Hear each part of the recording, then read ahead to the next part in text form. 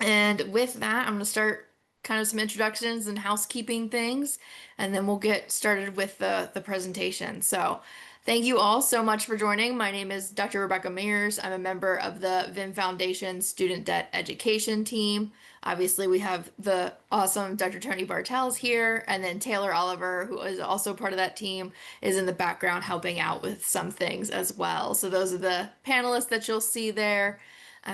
As I said, we've got the chat open. We try to keep that for any like technical issues or any problems that you're having. We'll share some resource links there as well. But then any questions that you have throughout the presentation, use the Q&A feature for that. Couple of reasons why you can ask questions anonymously there. You can also upvote questions, which helps us to know which are the like most pressing questions or the questions that are most common, and that way we can focus on trying to answer those live. Since we do have such a wide-ranging group of graduation years, if you can remember to put your graduation year at the start of that question when you enter it into the Q&A, that'll just really help Dr. Bartels with understanding where you are in the whole land of student loans and repayment. Mm. We will be, yeah, who knows where we are. And then we'll also be sending out some follow-up information. We'll make sure that the Prezi is available, which has all of the links that Dr. Bartels will be sharing and whatnot. So all of that will be available as well to you, and we'll be sending it out in the next couple of days. With that, I'm going to turn it over to Dr. Bartels because I know we've got a lot of questions and a lot to cover. Yeah, thank you, Dr. Mears, and thanks everybody for putting in their grad years. That's super helpful. That'll become more relevant as to why we care about that during the presentation. There's a lot of changes, as I'm sure many of you are aware of, to student loans, and when you graduated will really help to kind of better inform, without being able to look at your student loan details specifically, kind of where you fall in some of the changing landscape. A lot to cover tonight. Ambitious amount of content. We do have a couple of hours scheduled to do this. I know not everybody has that kind of time, so we'll try to keep this as relevant as possible, as early as possible, and do a little case-based presentation and get to some of the changes as quickly as possible as well. Some ground rules.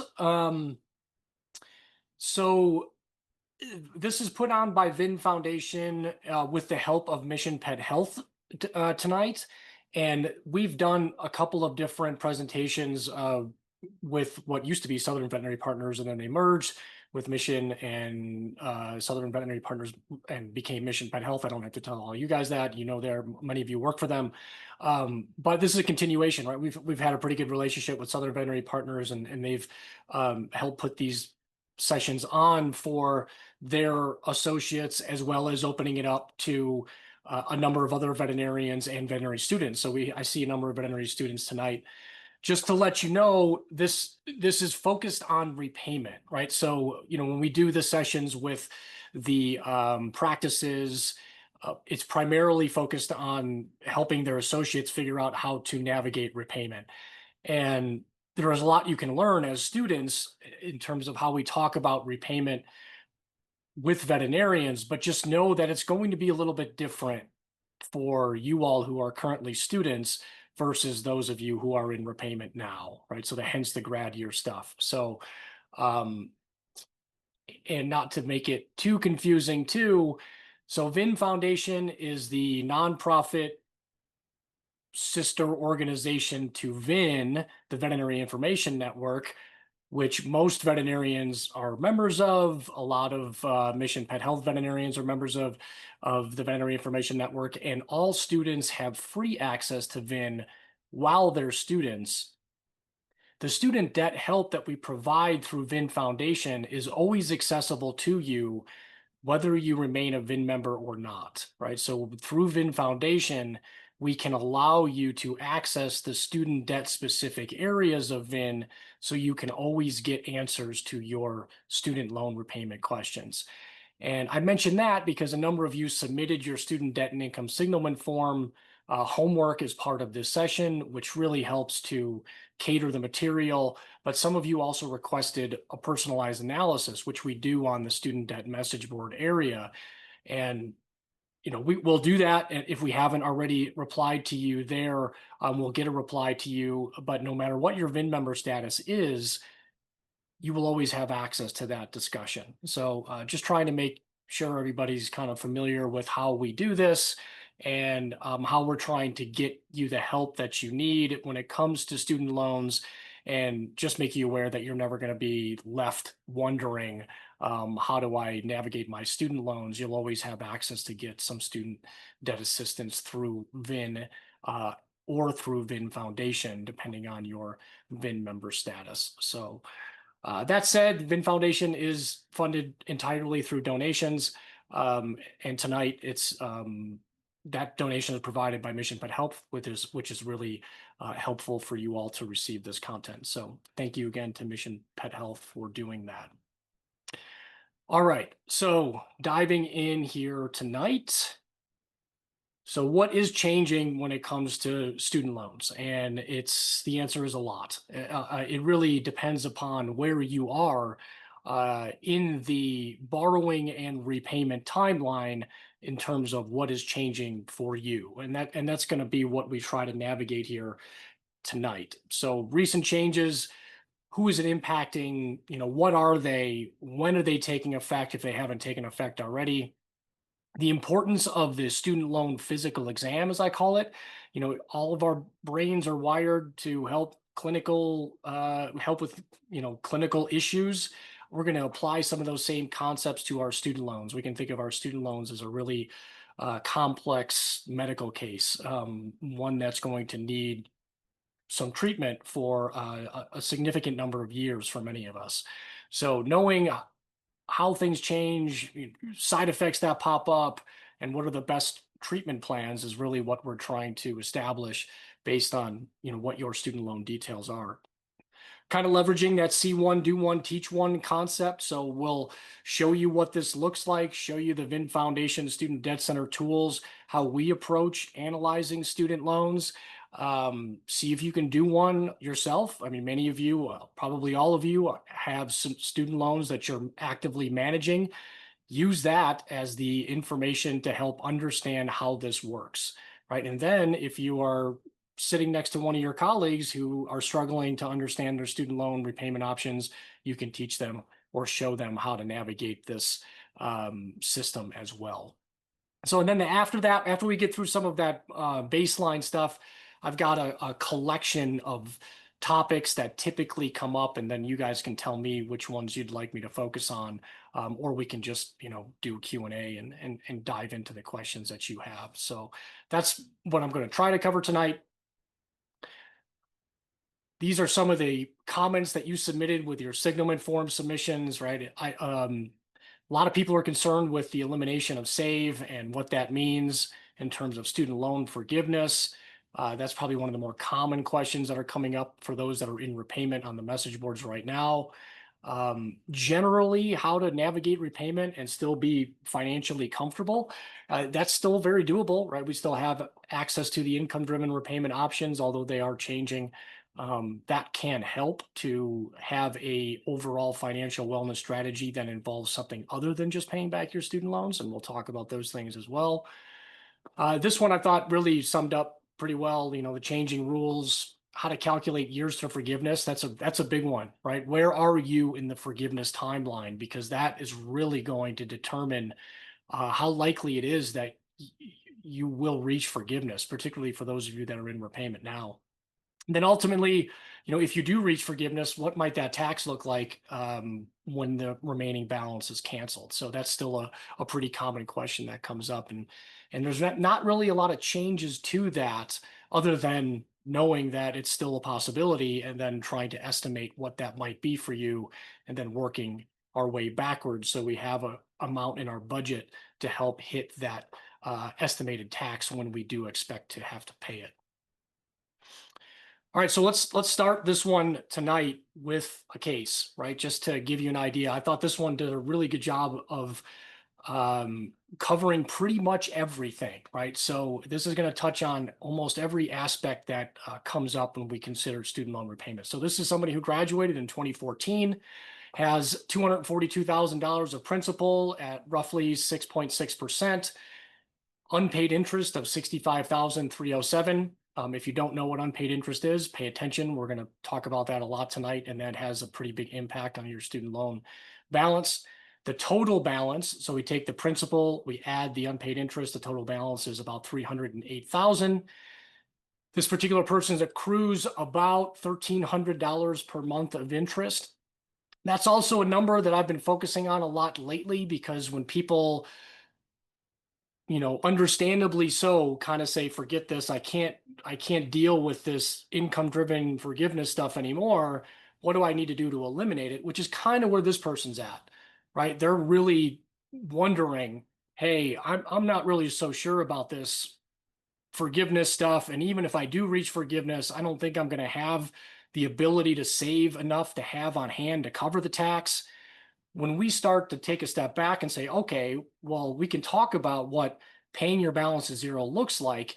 How much interest you accrue per month is a big part of that equation, right? When I look at that, I mean, if you want to hit a zero balance, right, you at least have to pay more than the interest that accrues per month, right? So I start there, right? Monthly interest, $1,338. How does that compare to your monthly payment? And will that even fit into your budget? Right? So that's kind of one of those initial starting points. How much interest do I accrue on my student loans? Can I afford to even cover the interest? Right? So that's just the first look at this particular one in that respect. This person graduated in 2014. They're in what I call IDR Profile 3. We're going to talk a lot about IDR profiles tonight too, because that gives us an idea of which repayment options we have available to use for this particular person. And that's where a lot of the changes are happening, right? So which repayment options can you use? This particular person has access to ICR, income contingent repayment, which was the original income-driven repayment option. Not terribly useful unless your balance is less than your income and you're really close to reaching forgiveness. The original version of IBR, I call it IBR 2009 because it first became available in 2009. And then the new repayment assistance plan, which is called RAP. We'll go into the details of these a little bit later on, but this is just establishing how we use this information to help answer these questions. Like many veterinarians right now, this person was using the SAVE plan, the Saving on a Valuable Education plan. That plan got caught up in the courts. Everybody that was using SAVE got put into a forbearance, and those loans started accruing interest this past August, and now everybody's looking for, well, what do I do next? Right? So this person included, right? What do I do next? Their loans are currently in the SAVE forbearance. If they were to leave, they would have to choose, in this case, either ICR or IBR 2009, because the new RAP plan is not yet available. It'll be available next summer sometime. So their recent adjusted gross income, AGI stands for adjusted gross income, is $150,022. Married, filing jointly with a family size of 4. All of that will determine what that minimum monthly payment will be using an income-driven plan. They have an emergency fund of at least 3 months of expenses on hand, and they live in a community property state. So primary complaints here, they don't think they're ever going to pay it off. It keeps growing, and they're the sole provider for their family size of 4. They think they're going to have a tax of about $80,000 when they do reach forgiveness, right? And they're not sure that they can even allocate enough in their budget to save for that tax without sacrificing their retirement savings. All right, so this kind of touches on everything, right? So what do we do for this particular person? So first step, if they wanted to eliminate this balance in 15 years, right? I'm assuming that they have about at least 10 years of forgiveness credit logged so far, right? Which means using one of these plans, they can hit forgiveness at 25 years. So they have about 15 years remaining to hit forgiveness. So if we want to pay the balance to zero before reaching forgiveness, we would have to do that in 15 years. In order to do that with this principal and this interest at this interest rate, they would need to pay $2,600 and $2,630 per month. And that remaining cost would be $473,000 over that 15-year time frame. All right, so this pretty much establishes our baseline for comparison. Right, so if I want to hit zero, here's the path. Right, I have to pay $2,600 a month for 15 years. This is how much I'm going to pay in total. Right, so if I start then comparing, well, what will it cost me if I use IBR? Or what will it cost me if I can use RAP when it becomes available? Right, so the first step is uploading or obtaining my student aid data file and uploading it into the My Student Loans tool, which this person did. Right, so this is what we learned, that they're in IDR Profile 3, which repayment options they have available, as well as all of these details that I included in this case write-up. Then we're going to take that information that we gleaned from the My Student Loans tool and send it over to the simulator. Because they're married, we have to do at least 2 simulations. Right? We have to do one with them filing their taxes jointly, right, which would include any income that their spouse has and includes them in the family size. And we also have to do one with them filing their taxes separately, which when it comes to income-driven repayment would exclude the spouse's income, also excludes the spouse from the family size. But because they're living in a community property state, it also allows them the opportunity to essentially cut their income in half for purposes of documenting a payment for an income-driven repayment plan. And that means that they can have a minimum monthly payment for their student loans that is much lower than would otherwise be the case if they didn't live in a community property state. So if you live in a community property state and you file taxes, you probably know it. Some of the biggies are California, Texas, Arizona, pretty much along the Southwest there, and then Louisiana, Wisconsin are outliers. And then it kind of works its way up to the Pacific Northwest as well. Right, but that's where the community property states are. And when you file your taxes separately in community property states, the way they handle your income works a little bit differently. But because these income-driven plans use tax returns, we can use that knowledge to our benefit to help put together a more comprehensive repayment strategy that might include filing your taxes separately so you can get a much lower student loan payment. All right, so married filing jointly, if we look at IBR and the new repayment assistance plan, which we have in the simulator, we can establish, well, what will those payments be? Right here, we look at and we see that the payments are going to be anywhere between $1,240 and $2,100 per month over that next 15-year period. For my forgiveness fund, I need to save about $300 a month to have the estimated amount that I'm anticipating paying in taxes. The total cost for IBR would be about $350. If I use RAP, I'll have a little bit lower monthly payment range, at least in the earlier years. I'll have less forgiven because I end up paying more of it back, and I'm in repayment longer. The total projected cost there is $438. Right, so I see that the income-driven plans are still less than trying to pay it back to zero, and I'm still going to hit forgiveness. I won't have to pay as much per month as I would to eliminate the balance, right? So the 2630, if I start adding up these amounts, none of these, even at the maximum ends, get me to a 2630 monthly payment, right? So if I'm concerned about my cash flow, I'm going to stick with the income-driven plans. But here's where it gets really interesting. Right, if we file our taxes separately because we live in a community property state, essentially this veterinarian would have a tax return that has an income that shows about half this amount. Right, their monthly payments are significantly lower. When I pay less, I'll have more forgiven, so I'll have to allocate more towards forgiveness. But in total, I'm paying less than $1,000 per month here if I use IBR, and that would still cover the amounts that I need to pay in taxes when I reach forgiveness. Or for RAP, I'm looking at $500 or $600 per month, including the amount that I allocate to cover the taxes. My repayment costs here are less than what my remaining balance is.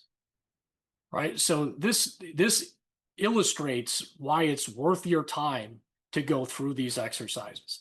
The differences here are in the hundreds of thousands of dollar range, right? If it was just a few $1,000s here and there, we wouldn't waste your time with it, right? But this has the potential to solve all of the concerns that this person is raising about their student loans, right? Have a manageable monthly payment, still have some amounts left over to save for retirement, right? Just by investigating how they choose to file their taxes. Now, there'll probably be some additional costs incurred by filing your taxes separately versus jointly, but we want to meet with a tax professional to see what those costs are and then apply them again against the analysis we did here to see which combinations are going to allow us to have the lowest minimum monthly payment combination possible, set us up to cover any tax in the future, and still allow us to have a retirement savings and provide for our family.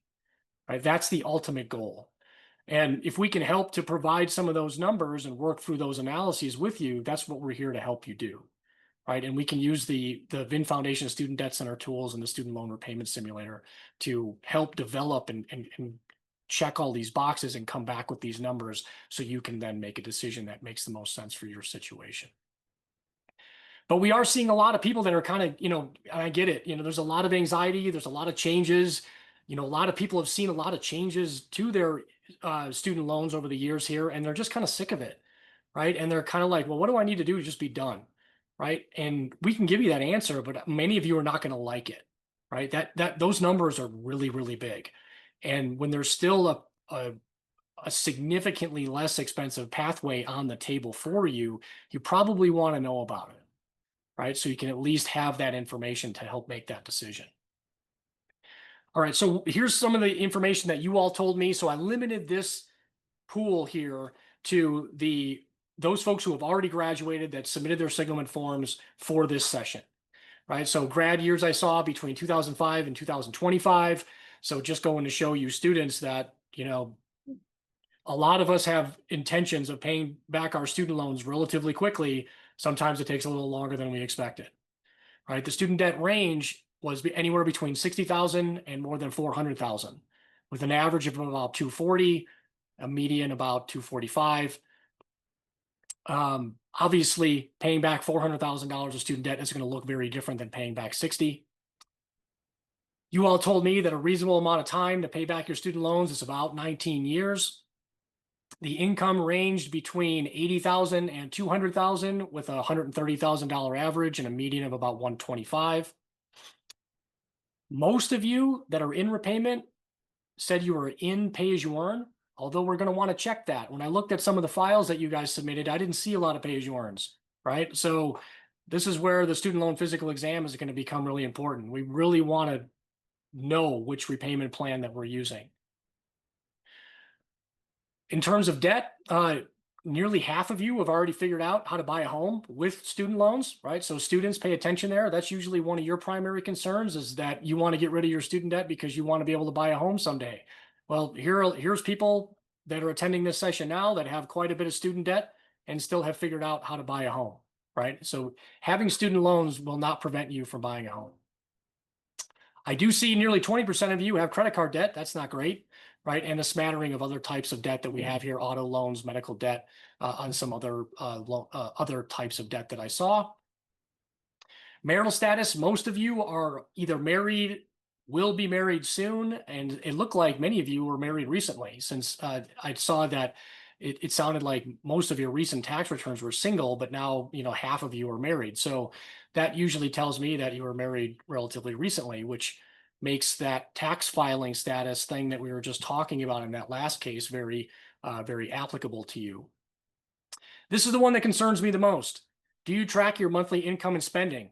71% of you said no, right? This is really got to change. We got to get more of you into this yes bucket, right? This is going to matter, right? This is how you navigate not only your overall financial wellness, but it helps to inform better student loan decisions, right? Knowing your monthly ins, your monthly outs, track it. You have to start budgeting. I know it sucks, but you can't manage what you don't measure, right? So if you're not good, we do this with our patients, right? We have to do it with our own financial information as well, right? So we can make better decisions. This is also kind of concerning, right? So do you think you will reach student loan forgiveness? 53% said yes. Have you started a forgiveness fund? 56% said no, right? If you think you're going to hit forgiveness, build the budget and figure out how you're going to work some amount to start allocating towards that target tax that comes with forgiveness. The sooner you start, the more time that money has to grow, the easier it will be to reach that target and adjust along the way. Right. So a lot of opportunity here to learn from the concepts that we're going to cover in this session tonight and to get some of your questions answered about some of those things that might be holding you up when it comes to either budgeting, starting your forgiveness fund, or just figuring out which repayment plan works best for you. All right, I'll kind of do another sort of case. I'll share my information with you since you shared all of your information with me. So I'm a married two-vet household. This is why I do this, right? I'm married to a veterinarian. I thought I was doing all of the things I should be doing to keep my debt as low as possible. But together we have more than $400,000 of student debt, right? And we have navigated or been through a significant number of all of the options that have been available in student loan repayment. So we looked at, what does it take to pay back our loans, in 10 years, more than we were earning at the time. We started with the original version of IBR, which is IBR 2009. In 2015, revised pay as you earn became available, and we switched to that plan. COVID happened. Student loan payments got turned off, interest got turned off. We still received forgiveness credit, was significantly helpful. Coming out of COVID, though, that's kind of when the wheels came off, right? So repay became save. There was a lot of litigation against the changes that happened after that. Save got caught up in the courts, and then everybody that was using Save got put into forbearance. Still haven't selected another repayment plan. Our loans are still in the Save forbearance. I'm still kind of waiting a little bit longer here to convince myself that either RAP is going to be better for us or the old version of IBR. We're in IDR Profile 3, so that's where we would likely end up if RAP isn't a better deal for us. But I'm not entirely sold yet in our circumstance that RAP is going to be, so I'm just kind of hanging tight in the Save forbearance for the time being. We are planning as if we're going to hit forgiveness and have to pay a tax. We are 100% to what we estimate that tax to be. I have about 13 years to go until I reach forgiveness. My wife has about 7 years to go until her loans reach forgiveness, right? But we, no matter what that tax is, right, provided we don't see a significant change to the tax structure between now and when we reach forgiveness, we have the opportunity here to either contribute more if need be, or, just let that fund continue to grow. So we're more than confident that we have enough on hand to cover that tax and have some left over. This is a snapshot of what our forgiveness fund looks like. So the dotted line is what we contributed. The solid line is the value of that particular fund, right? So everything in between here, this dotted line and the solid line, is the appreciation, right? The gains essentially of that investment, which means we're reducing the amount of our own money that is used to cover that tax, which essentially means we're reducing the total amount that we pay for our student loans. So thought question for you, why not cash out this forgiveness fund and make a large payment to our student loans? Right, and if you want, you can put some thoughts on why we may not be doing this, or I'd give you a hint, we're not doing that. Right, so just to keep the math simple, let's say we've got $400,000 of student debt. Let's say there's $100,000 in this account. Why don't we just cash it out, reduce our debt to $300,000, and say, congratulations, we reduced our debt by $100,000.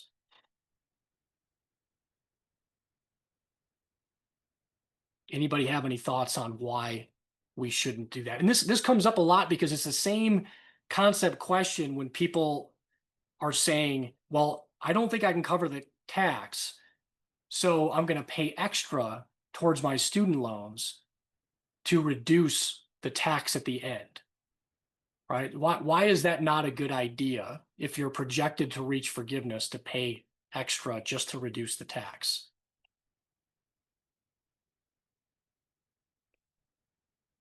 Anybody have any thoughts on that? And throw them in the chat. because you can get the rest of it forgiven. There's no need to pay extra if you don't have to. Absolutely. That's absolutely correct. Right? If I pay extra, I am going to end up voluntarily paying more towards my student loans than I have to. Right? The forgiveness acts as a discount at the end.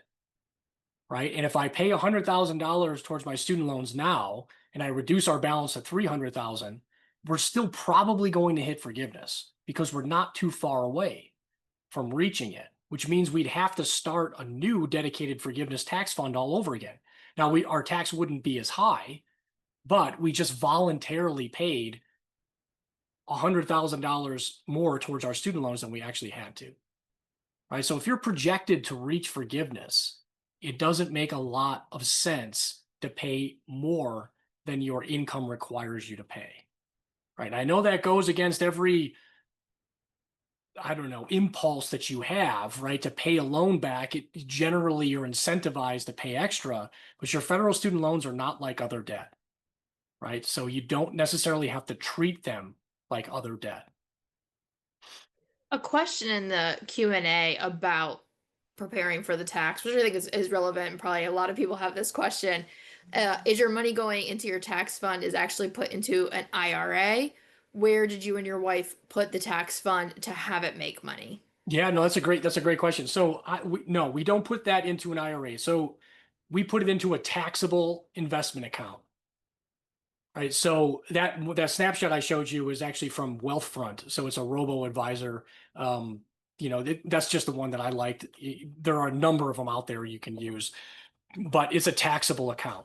And the reason we don't, I mean, we also have retirement accounts. We have IRAs, Roth IRAs, we have 401ks, right? We have retirement accounts. The reason you don't necessarily want to use, I mean, you should have IRAs, 401ks that you're contributing for your retirement, but you don't want your forgiveness fund in a retirement account, right? Your retirement accounts are for retirement, right? Now, if you get to that retirement age and you have so much in there that you're never going to go through it, and there's an opportunity for you to potentially use some of those funds to pay for that tax, if the timing aligns right, then great. Right? But you do not want to steal from your future retirement funds to pay the tax on student loan forgiveness. That should be a separate, dedicated fund that will not interfere with your ability to retire. So I would not use retirement accounts for your forgiveness funds, right? The amounts that you can contribute to retirement accounts are limited. Right, so you want to take full advantage of those retirement accounts for retirement years, right? So, but that comes up quite a bit.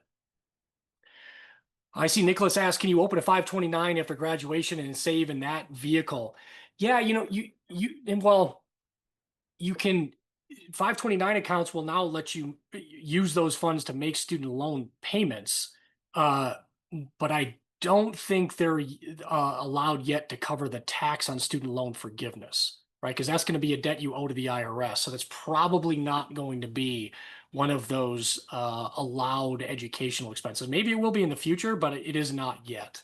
So I don't know that that would be a great idea for a future forgiveness fund. But I like the idea. I mean, you guys are thinking right there. I mean, you're trying to figure out ways to, get a tax-free student loan forgiveness payment, and that's great, right? But focus on figuring out what the number is that you're likely to have to pay or have forgiven that will result in a certain amount of taxes. Start working towards that amount. And as we get closer to forgiveness, then we can start talking about more nuanced ways to try to reduce that amount. All right, great. I see Keenan has a question. Has anyone been forgiven yet and has had to pay the tax? So great question. Yes.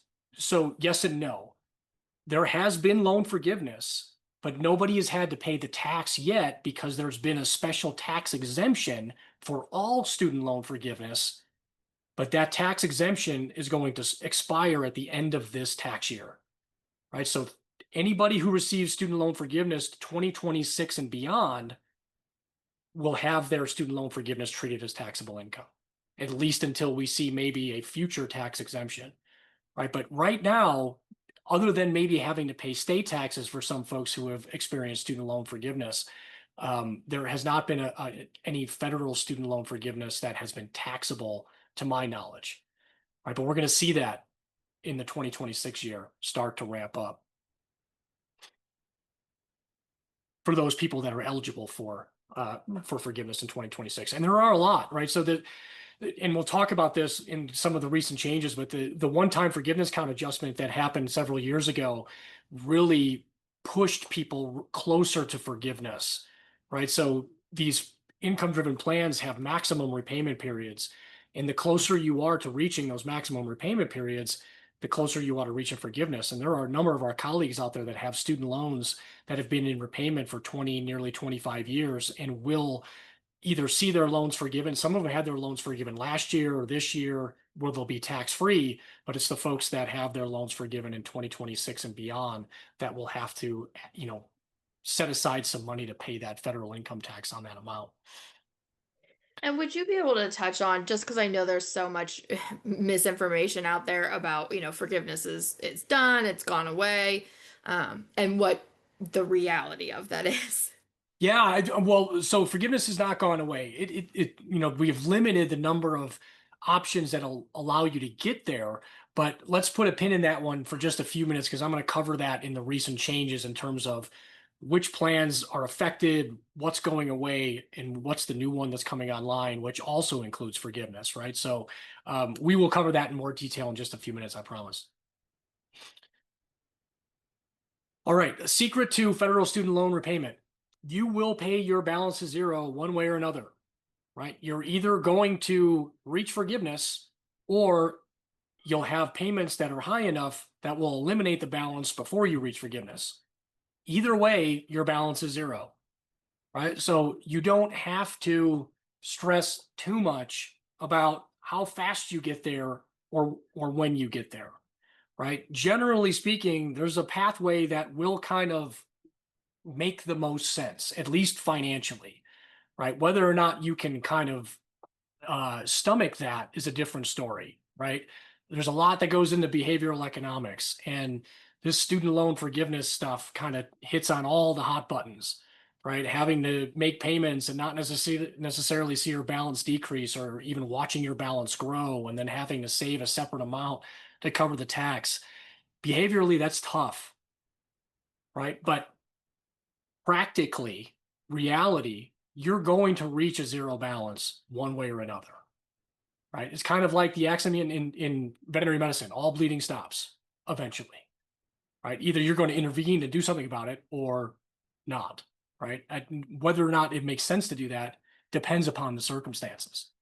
So the keys are not to pay more than you're required to pay, right? It helps to earn forgiveness credit rather than not, because you never know when you might need it, right? And that's where using the income-driven plans really help because they help you earn forgiveness credit.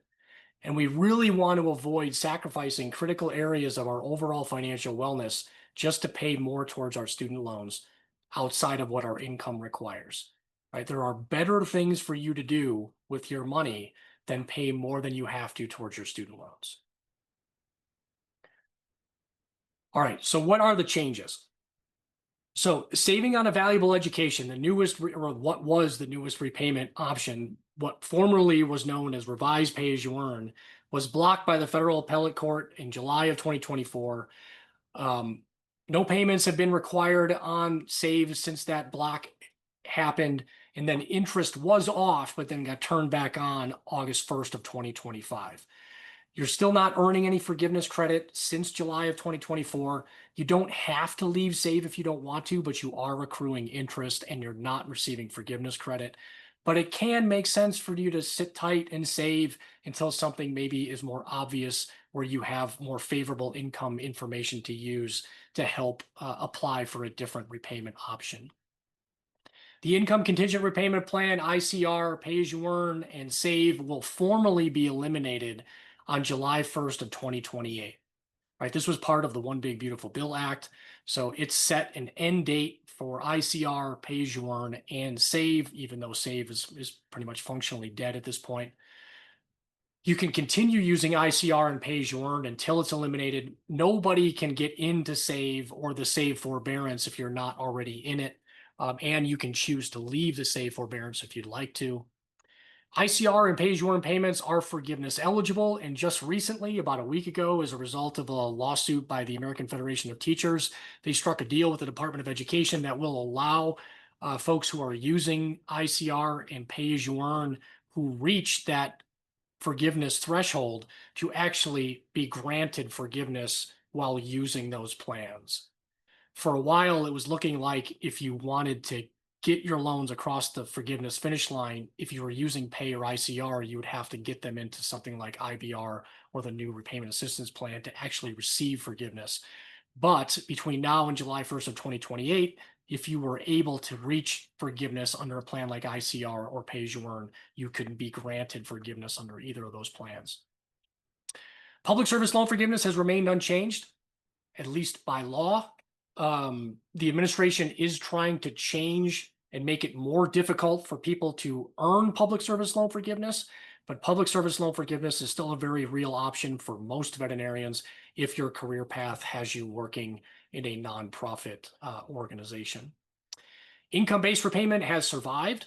There are two different versions of it, either the older version, the one that my wife and I are eligible for, that first case that we went through is eligible for, or if you were a new borrower, so you received your first loan after July 1st of 2014, then you would be eligible for what's called the new version of IBR, otherwise known as IBR 2014, because it refers to those new borrowers as of July 1st of 2014. Generally speaking, this is where the grad year stuff comes into play. If you graduated vet school 2018 or later, you're probably eligible for IBR 2014. Little bit of a kicker here. Anybody who receives a loan after July 1st of 2026, so those of you that are in school and not graduating in 2026, will not be eligible for the new version of IBR. So they're pretty much putting an end date on the qualifications for IBR 2014. And that is for folks anybody who receives a loan after July 1st of 2026. IBR used to have what's called a partial financial hardship provision to be able to use it. So they would compare your payment determined from your income to a standard 10-year plan payment. And as long as your income generated payment was less than the standard 10-year plan payment, you were deemed to have a partial financial hardship. You could use IBR. Your payment would be less than the standard 10-year plan amount. That made it difficult for people who had debt to income ratios at 1 or less to use IBR. So they eliminated the partial financial hardship. So anyone now can have an IBR payment regardless of whether or not they pass this partial financial hardship test. And it also caps your payment using IBR at a maximum monthly payment that is equal to the standard 10-year plan payment, which is really helpful for folks that have a debt to income ratio that is 1 or less than 1, and you're pretty close to reaching forgiveness within 10 years or so. So that was actually a really helpful change in the One Big Beautiful Bill Act. The repayment assistance plan was created as part of the law as well. It's scheduled to be available July 1st of 2026. The minimum payment using RAP is going to be between 1 and 10% of your adjusted gross income, depending on where you fall on a table. Essentially, anybody who has an adjusted gross income greater than $100,000 will be paying 10% of their adjusted gross income. There is no maximum monthly payment, right? So it doesn't have that same payment cap that IBR has. So that's a consideration when we compare IBR versus RAP. But RAP does have a few nice features. It has 100% unpaid interest subsidy, meaning if your payment is less than the interest that accrues per month, then the government covers all of it. So the loan balance does not grow. Additionally, when the government is covering your interest and your payment is at least not decreasing the principal by $50 per month, the government will make sure that your principal decreases by at least $50 per month. The kicker with RAP is that it has a 30-year forgiveness timeline. So 30 years is a long time. You know, I've been helping veterinarians with their student loans for more than 10 years, and I can tell you that not once has anybody ever said that they want to be in repayment longer, right? So this is a pretty big kicker, right? I mean, 25 years was already kind of a stretch, right? So those that are eligible for 20-year forgiveness, you're sitting pretty, right? 25 is kind of a compromise at this point. 30, that's going to be tough, right? But for some of you, it's going to make the most sense, right? Like in the case that we looked at, right? If that particular veterinarian can stomach an additional 5 years of payments based on the path that she was already on, she can save quite a bit of money and reduce that tax that she's worried about at the end, right? So for some people, it's going to make a lot of sense. But again, this is not a great aspect of the new repayment assistance plan. Knowing which one of these options you're eligible for is extremely difficult, right? But I'm going to show you a way to make it easier as part of the student loan physical exam. We have an IDR eligibility tool that will help determine what plans you're able to use. And it's all based on when you started borrowing and the loan types that you have and when these plans were created, right? And it can get really confusing really quickly. So we boil it down to what I call an IDR plan profile, and I'll show you how you can get that information from the VIN Foundation My Student Loans tool when we do the student loan physical exam. A lot of veterinarians are trying to figure out, should I switch from SAVE? If so, when? Right? We've got a blog post for that on the VIN Foundation blog where we cover a lot of these topics. Right now, if you're eligible for pay-as-you-earn, that's probably the best place for you. Right? If you're not eligible for pay-as-you-earn, so you're an IDR Profile 3 and you're looking at going back to either ICR or IBR 2009, it depends on what your income information looks like. Right? So you may not want to run out of SAVE. You may want to look at, what is your current income information available? What might your 2025 tax return information look like, and determine when it makes sense to leave the SAVE forbearance using that information. There's nothing wrong with staying put. There's nothing wrong with leaving SAVE right now either, but you should do it strategically where possible. Anniversary dates are also very confusing. So when you use an income-driven repayment plan, the payment that is set is good for 12 months normally. We've had a real rough time with income-driven repayment coming out of the pandemic forbearance, and that has resulted in anniversary dates, those normal 12 months we check in and have you provide updated income information. It has really screwed those up. For a lot of you, they have gotten kicked into either late 2026, sometimes into 2027. Look and see what your anniversary date is, right? If you have a very favorable minimum monthly payment and an anniversary date that's in 2027, enjoy it, right? What a great position to be in, right? But you also want to know what that anniversary date is so you can put that in your calendar and set a reminder to pop up, probably 60 to 90 days before that anniversary date. So you start thinking about what income information am I going to submit before this 35-day deadline prior to your anniversary date, so your payment is updated and a reasonable reflection of your current income information. That's another thing that we can pull out of our student loan physical exam. For students, right, these are the changes that you're going to experience, right? If you're already enrolled in school and borrowing, then nothing is going to change to your borrowing options. You'll still be able to get direct unsubsidized loans, direct grad plus loans under the current limits as they exist. If you receive a loan after July 1st of 2026, as we talked about earlier, you'll be limited to the repayment assistance plan. Right? You will not have access to IBR or pay-as-you-earn before it's eliminated in 2028. If you receive your first loan, right? Let's say you're in school now, maybe your first year didn't need to use any student loans this year, but you're anticipating using student loans for second, third, and fourth year. If you take your first loan after July 1st of 2026, then you're going to be subject to a whole new world of borrowing limits and no grad plus loans. Right. So I would encourage you to look at some of the Borrow Better resources we have on VIN Foundation if that applies to you.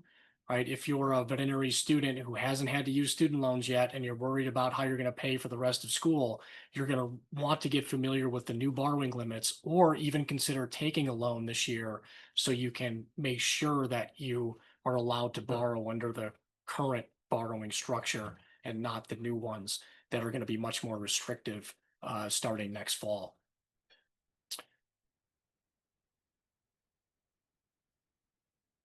All right. Any questions before we dive into the student loan physical exam? I see. Um, yeah, as I said, there's a couple in the Q&A. I'm Yeah. not sure if you'll be touching on Yeah, any of that later. let's cover the married sort of things a little bit later. Let's get through the Mhm. student loan physical exam and I can show you how you can push some buttons for those married scenarios too and start investigating that. All right, so these are the type of loans that you're likely to find on your student loan physical exam. So direct unsubsidized loans, grad plus loans. From undergrad, you might have some subsidized loans. If you were in higher education before 2010, then you might even still have some of these older federal family education loans, although hopefully you consolidated these during the one-time forgiveness count adjustment. These are largely eliminated, but there's still some lingering out there for folks who didn't take advantage of that one-time forgiveness count adjustment period. Perkins loans, they were phased out in 2018, but I still see a lot of folks with those on their ledger. Health profession student loans are another type of student loan that many veterinarians have. There were a small percentage of you who submitted the signalment form homework that have some health profession student loans. They are a type of federal student loan, but they can only be paid back using a 10-year plan, 10-year repayment plan, unless you consolidate them, right? So they can be consolidated into a direct consolidation loan, which would make them eligible for an income-driven plan and forgiveness. Loans for disadvantaged students, I don't see them very frequently, but very similar to the health profession student loan. Private loans are any loan that doesn't fall into this category, generally has a bank name associated with it. You're going to want to review the promissory notes for those loans. So there were a couple of questions I saw from people who submitted their homework about private student loans. I saw a couple of private student loans there. What do you do about your private student loans? Your private student loans are way more limited, right? In some respects, that's good, right? You don't have to figure out, what repayment option is available. What do I do? What about this forgiveness stuff? None of that exists for private loans. The payment is pretty simple. It's based on the contract that you signed. So principal, interest rate, the amount of time they allow you to pay back the loan, that's the monthly payment.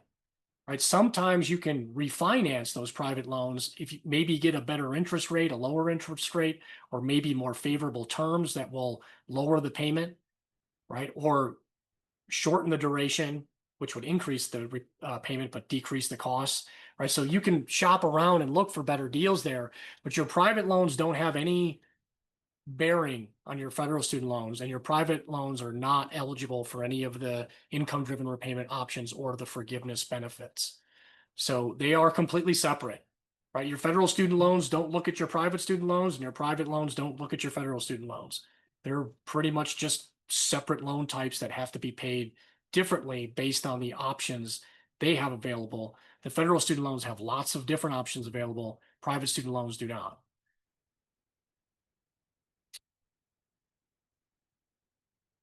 All right, so how do you find these loans? Most of you had figured this out. If you aren't familiar, I'm going to take you over there really quickly just to make sure everybody's aware.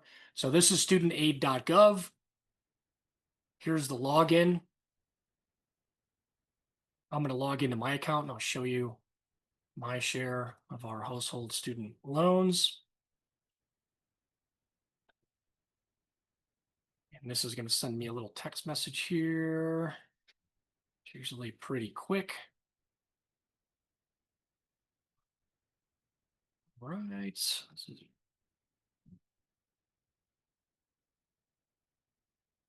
lots of scary language.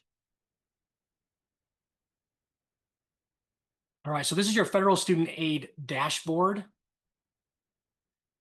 gives me a high level overview of what my student loan balance is, shows me who my loan servicer is, my due date. See my due date? Doesn't make any sense. 11/2/2028, right? I'm in the save forbearance. Worst, let's say best case scenario, save gets eliminated on July 1st of 2028, right? I would need to have a payment established before then, right? So you're going to see a lot of weird, nonsensical stuff in here right now, just given a lot of the transitionary nature of the repayment options. What I'm looking for is this view details button. And this is going to take me to the download my aid data. So this is what I need. I need to download this ugly text file, which has all of the details of my higher education borrowing history in it. And then I'm going to take that student aid data file and put it in the VIN Foundation My Student Loans tool. One of the other things I want you guys to check in here, because I did see that recently some people, now this is a screenshot from somebody else's account, right? One of the things that I don't have, this will show you how much forgiveness time you have, right? If you can see it, and it'll be on your dashboard. Right now, you're looking for this IDR end of payment term widget, and it normally lives along the right-hand side of your dashboard, right? So I have to show you this screenshot because I don't have that available, right? But you may, right? So if you log into your studentaid.gov account, I'd love to know if you're able to see your IDR end of payment term widget here that shows how much time you have remaining to reach forgiveness, right? This is one of the ways that you can figure out how much time do I have left, or how much time does the government think you have left before you reach forgiveness, right? And this person's loans are actually in the save forbearance, right? So are mine, right? They did take this. This was available last year, earlier this year. They took it down, and now it appears to be popping back up for some folks. So if you can see it, that's great. You can see on mine, I can't see it, right? Hopefully it'll come back soon. If not, I'll show you another way you can get to that count data that's really, really ugly, but it's best if you can see it in that IDR end of payment term widget.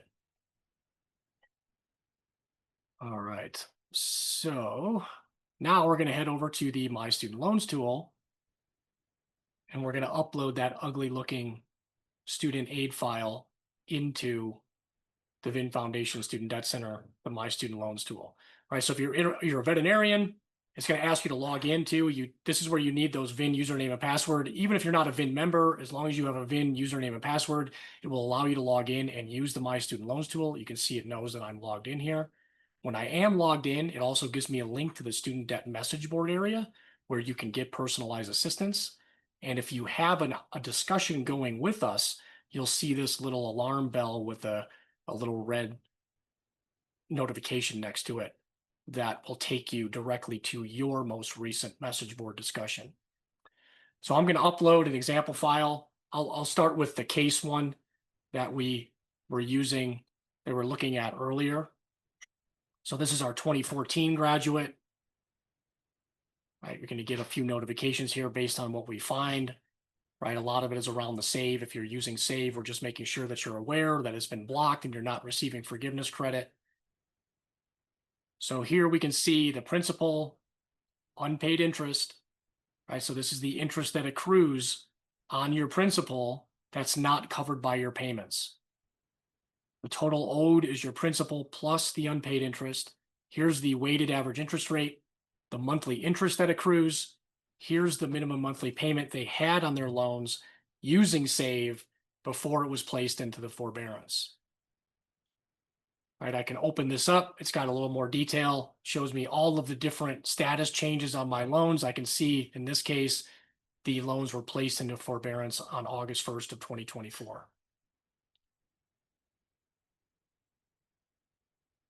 Here is the IDR eligibility tab. Here, let me blow this up a little bit. This is what's going to show you which income-driven repayment options you have available, right? So ICR, the original version of IBR 2009, save, which is not technically available anymore. All of that combination there puts them into IDR Profile 3. You're either eligible for the old version of IBR or the new version that are mutually exclusive.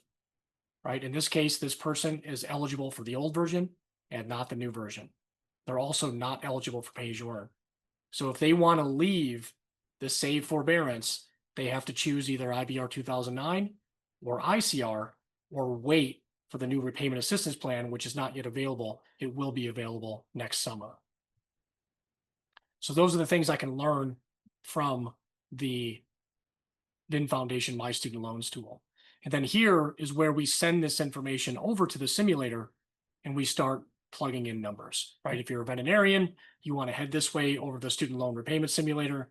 If you're a student and still borrowing, we have a different tool called the in-school loan estimator that you can use to try to estimate your graduation balance, the principal and the unpaid interest, before you head over to the simulator. Right, I'll come back to the simulator in just a little bit.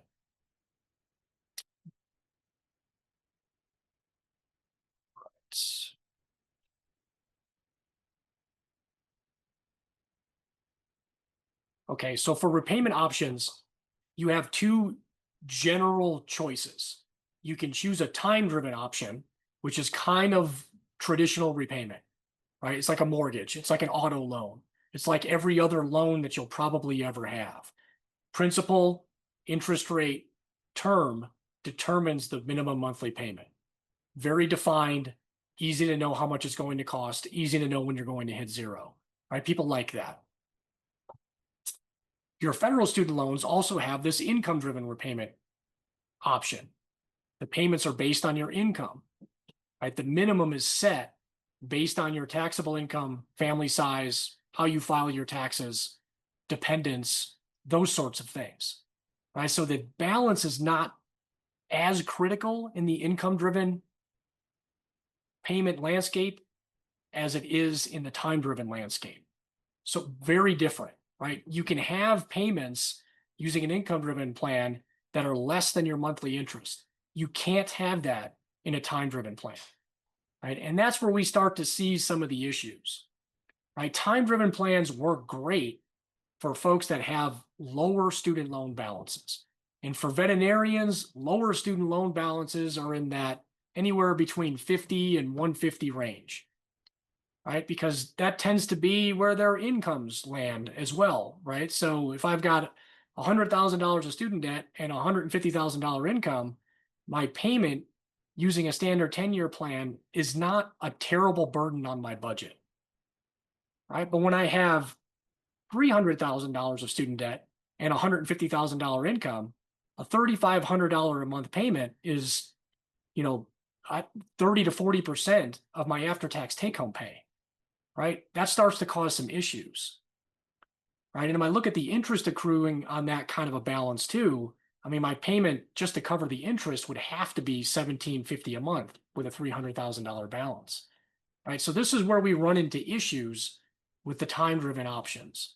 You can still use them, right? They're still available for you, but they absorb a significant amount of cash flow, right? And the 25-year, which is another variation of time-driven. So if we extend out the term on a time-driven option, we lower the monthly payment, but we increase the total cost, right? And that's not great, right? A standard 25-year total repayment cost is significantly higher than a standard 10-year plan, and nearly always significantly higher than an income-driven plan, right? So using those standard extended plans are not very helpful, and they also don't provide forgiveness credit, right? And if you remember from before when I said, one of the secrets to student loan repayment is earning forgiveness credit when possible, right? Forgiveness credit is extremely valuable.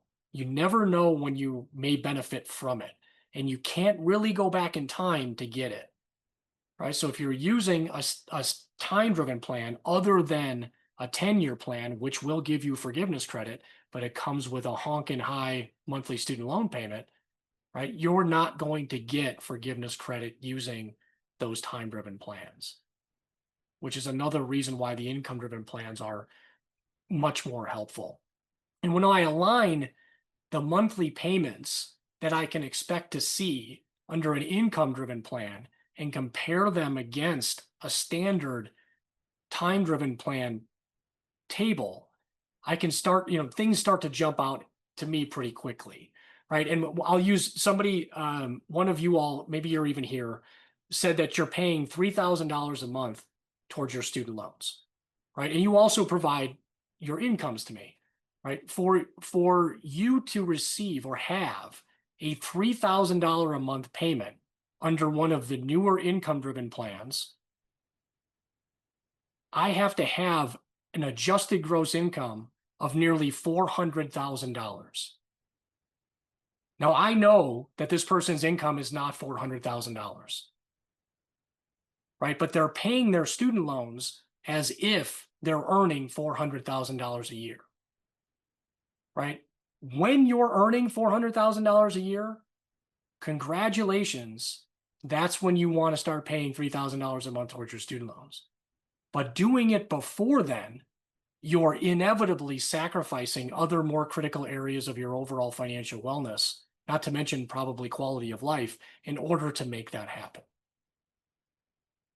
Right? So, it's very easy to hit a $3,000 a month payment on a time-driven schedule with some of the debt that we see for veterinarians. It's very difficult to justify that kind of payment with the incomes that we see in veterinary medicine. Right? So when your income gets that level, that's when you want to pay those higher amounts. Before then, you probably want to look at these income-driven plans instead. All right, some of the other features that come with the income-driven plans. The payment calculations are a little bit different, right? 10% of your discretionary income for the newer income-driven plans, what are now essentially the legacy plans.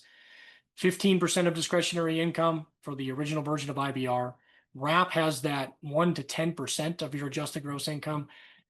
ICR is a total mind bender, right? So it's an either or. It's the lesser of 20% of your discretionary income versus a standard 12-year plan times a factor determined by your income and tax filing status, whichever one of those is lower, right? So ICR almost never makes sense except for people who have very low student debt to income ratios and are very close to reaching forgiveness.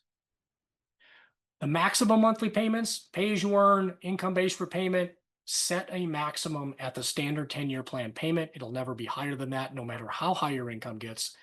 WRAP has no maximum. It's always 10% of your adjusted gross income once you get above $100,000. ICR, the maximum is 2 times the standard 12-year plan payment. The unique features, we talked about this with WRAP a little bit already. It has 100% unpaid interest subsidy, and you'll receive up to a $50 per month principal credit when your payment does not reduce your principal by at least $50 per month. One of the kickers with IBR is that it will capitalize your unpaid interest if you leave it.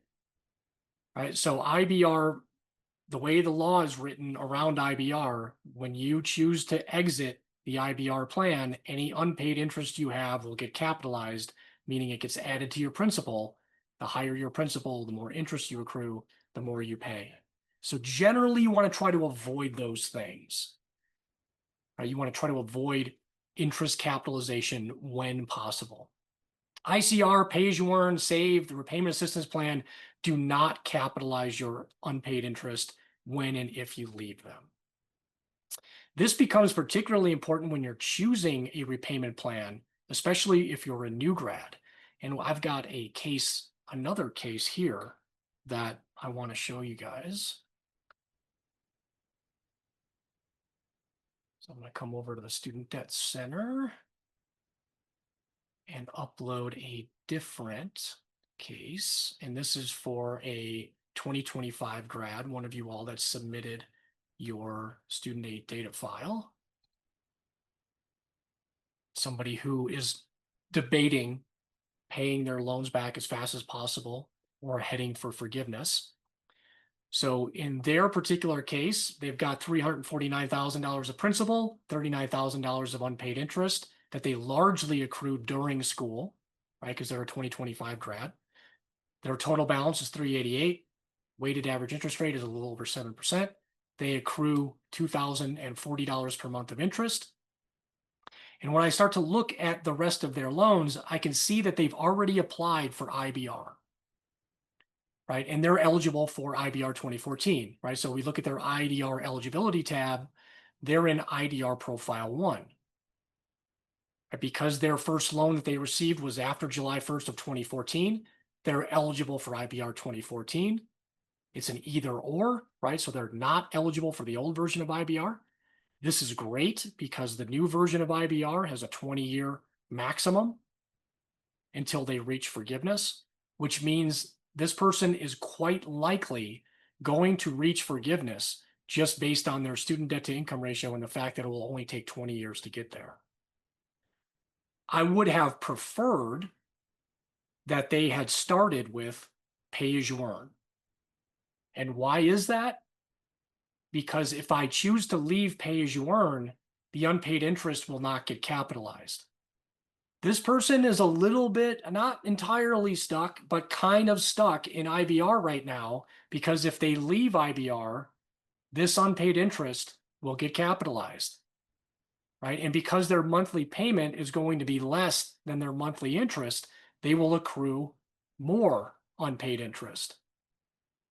Now, those of you that have higher balances, and I would put this in the category of higher balances, you may benefit from the new repayment assistance plan, depending on where life and your career takes you, right? And that will be a little bit of a consideration when they choose to leave the IBR plan, that they're going to have unpaid interest added to their principal, right? So when given the option, and we're kind of in that phase now, the 2025 class, your grace periods are ending. So if I look at the loan details here, I can see that some of these loans are still listed as in their grace period. IG means in grace period, right? So that means you're kind of in that application window now, right? I would have loved to have been able to get to this person before they selected IBR and encourage them to choose pay as you earn first, just to reduce that chance that the unpaid interest gets added to their principal, because they could use pay as you earn. The payments for pay as you earn and IBR 2014 are identical, right? So you can start with pay as you earn. You can use it until it's eliminated in July 1st of 2028. And then if it makes sense to switch to IBR, you can switch to IBR then. Your unpaid interest won't capitalize. Or if you decide RAP is going to be a better fit, you can switch to RAP. Unpaid interest won't capitalize, right? So that's kind of the ideal pathway for a 2025 grad who is an IDR profile 1, right? So if you're not sure which plan to choose when you're selecting a repayment plan, right, reach out, post to the student debt message board, right? Fill in one of those Signalman forms and hit the box that says, post my case anonymously on the student debt message boards for assistance, right? We can walk through those sorts of things with you.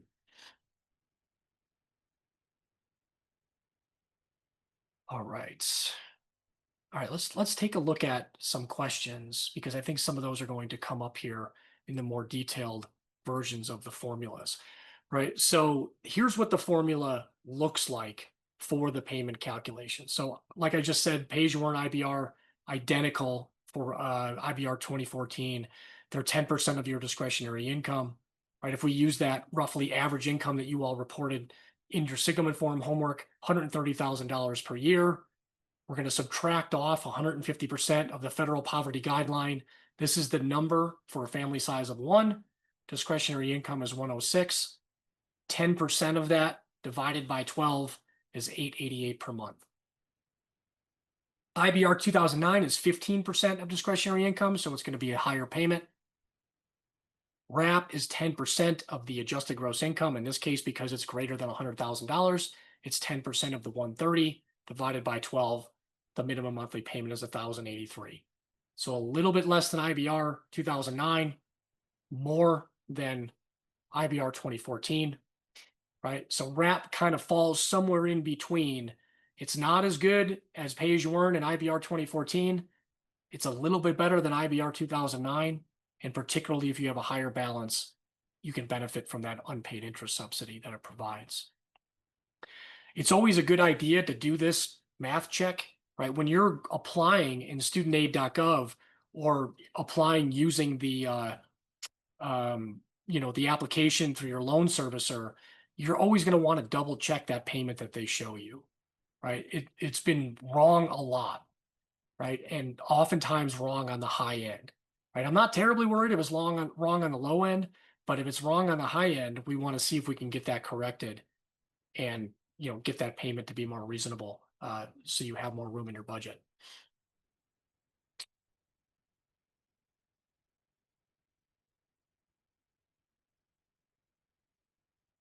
Okay.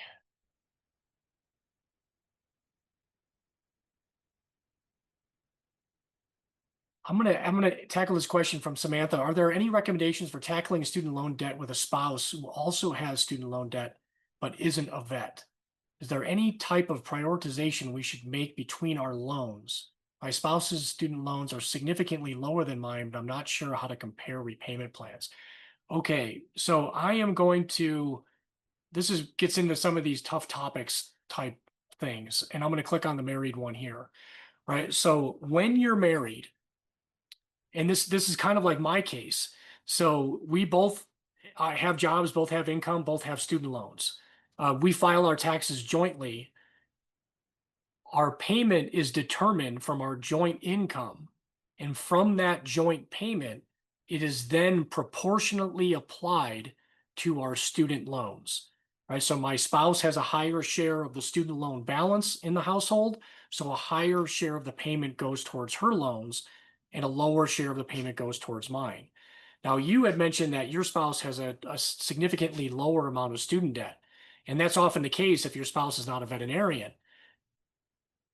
In a lot of times it makes it, especially since you have a higher share of the debt, if you're filing your taxes jointly, their payment under an income driven plan can be very, very low, right? Because a lion's share of the payment is going to go towards your student loans, which means that an income driven plan can be more attractive than it otherwise might be for their loans, right? If it's the best choice for your loans because of your debt to income ratio, then you're going to use it anyway. But it may also make sense for your spouse to also use an income driven plan just because their payment's going to be significantly lower than it otherwise probably would be using a traditional repayment plan. So it's worth taking a look at that. And you can run that into the simulator as well. So if I come back to, let me find my window here. So let's send this over to the simulator and we can actually pretend this person is married and their spouse has student loans. So let's give them some income. Right. I'll put the income, the average income that you guys all told me in there. We'll give them a spouse. And about the average income I saw from the spouse income that you all provided to me was somewhere around there, right? You guys will know best about how their income changes over time. If their spouse's student loans, you can add that in there, right? So in this case, let's say they've got $25,000 of student debt, right? You can choose a plan for them or just leave that blank for now. Here's where you would enter your dependent or family size information if that was pertinent. But you can run that through there and you'll see how that payment is affected on your end, right? So let's say that you were going to use IBR 2014, right? Your share of the payment here would be $1,239 based on the combined household income, the 130 plus the 60 that we entered. And then down here at the bottom, we even have a button you could choose to see what your spouse's payment would be as well, right? If they were to use one of these other plans, right? So you can see how that impacts their student loan payment as well as your student loan payment by entering their information into the simulator, right? And then if you want to exclude it, right, you can choose the filing separately and it'll show you what your payment is. So right now, if we just kind of looking at IBR 2014, the 1239, if I run that again, and now we're excluding your spouse's income and just include your payment, right? Your payment goes down to 888 in that case, right? If you exclude your spouse's income, which means you would have to file separately, you're going to want to investigate. So you save about $400 a month in your monthly student loan payment, Your spouse will then have their own student loan payment, and then you'll also have the additional costs incurred by filing your taxes separately. You have to put together a cost benefit analysis to see if it makes sense to do all that, to file your taxes separately versus jointly. So yes, the married scenarios are some of the most complicated, which is also why we provide that assistance on the student debt message board area, right? And we'll use your student aid data file, your spouse's student aid data file, your income, your spouse's income, the dependents you have, your recently filed tax return status and adjusted gross income to help compare all of that stuff on the student debt message board area. Right? And if you live in a community property state, you'll have that same phenomenon that we talked about with our case, where you might have an opportunity to split that income in half and have a even more beneficial monthly payment using an income-driven plan. So if you do live in a community property state, right, this is where that lives to select that. So here are the community property states, right? Louisiana, Texas, Southwest, Idaho, Washington. I always forget if it's Washington or Oregon in there, but Oregon is the lone one that is not in that sea of community property states. And then we've got Wisconsin, kind of the outlier there. All right, when we're still on and I didn't actually add this in to my married filing separately, but this is a great question here from Nicholas. How do you feel about married filing separately amendments to married filing jointly within the 3-year window when there is a marked debt to income ratio disparity? So what Nicholas is talking about there is if you file your taxes separately, you have up to 3 years to go back and amend those recent tax returns from separately to jointly. And that can be a very good idea and strategy, particularly if you filed your taxes separately the last 3 years in anticipation of having to use that income documentation to get a lower student loan payment. But then with all the shenanigans going on with student loans and all the changes, you never really had to use it. Go back and amend those tax returns to filing jointly to get the tax benefits and also probably a significant tax return refund. And then consider filing your taxes separately going forward for the student loan payment purposes, right? So that I do think is a good idea, right? So, if you filed your taxes separately and didn't have to use that documentation for anything specifically because of all of the changes to student loans, go back and amend those, right? You can go back 3 years in time to do that. Now, there are some downsides to that. Not only are you probably gonna have to pay somebody to do that, but it's a little bit complicated, and it does draw probably some more attention than you want on your tax returns, which means you could get audited, right? Not that that's a bad thing. You're probably not doing anything wrong in your tax returns, but nobody wants to get audited, right? So just be aware that that can raise some of those flags that, if you're going to do that frequently or you're going to amend 3 tax returns and get a huge honking refund, somebody may want to take a close look at that. Right. So as long as you're doing everything, by the book, and that's fine, you'll be fine. And if you've got an accountant to help you, then that'll be even better. Right. But there's nothing wrong with amending those tax returns, particularly if you didn't end up using them as you expected to, given all of the changes that were happening to student loans. Can you amend tax returns that you did use to document your income? Yeah, you probably shouldn't. Can you? Sure. Right. I mean, this kind of gets into, rolling the dice, right? Not everybody's going to get audited. If you do, you certainly want to be on solid ground, right? But that's when it comes to your taxes, right? Just because you get audited for your tax return doesn't mean that they're necessarily going to dive deep into your income-driven repayment documentation, right? From what I have never actually seen any kind of audit of the student loan income-driven repayment options. I'm certain they could. I just don't know what it looks like. So it's up to you if you're feeling particularly, lucky, but I probably wouldn't press my luck there, right? If you're talking about amending a tax return from separately to jointly, and you use the lower number to get a lower payment on your student loans, that that, you're playing loose with the rules there, right? That's not a great idea. So I wouldn't do that.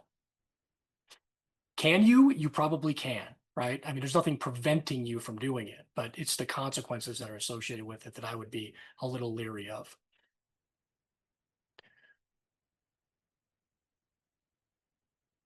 All right, we covered the community property states. There is a little bit of a difference in RAP for family size. So and we added this into the simulator here, and you may see this or you may have noticed this under the family information section. Oftentimes when you file jointly, your spouse is included in the family size, which is beneficial for the payment calculations using IBR and pay-as-you-earn. RAP is only going to use the dependents that you claimed on your tax return. And your spouse is not normally a dependent on your tax return, right? So your spouse won't count. So there'll be a difference there between the family size for pay-as-you-earn IBR than the dependents that are used for RAP. In RAP's case, they give you a credit of, what is it? Rebecca, help me out here. Is it $500 a year or $50 a month? I can't remember what the 50 a month. 50 a month. So they give you $50 per month for each dependent on your tax return towards your monthly payment that's due. So the bigger your family size, just like in pay-as-you-earn and IBR, the lower your monthly payment will be. That applies to RAP as well. It's just the numbers are a little different.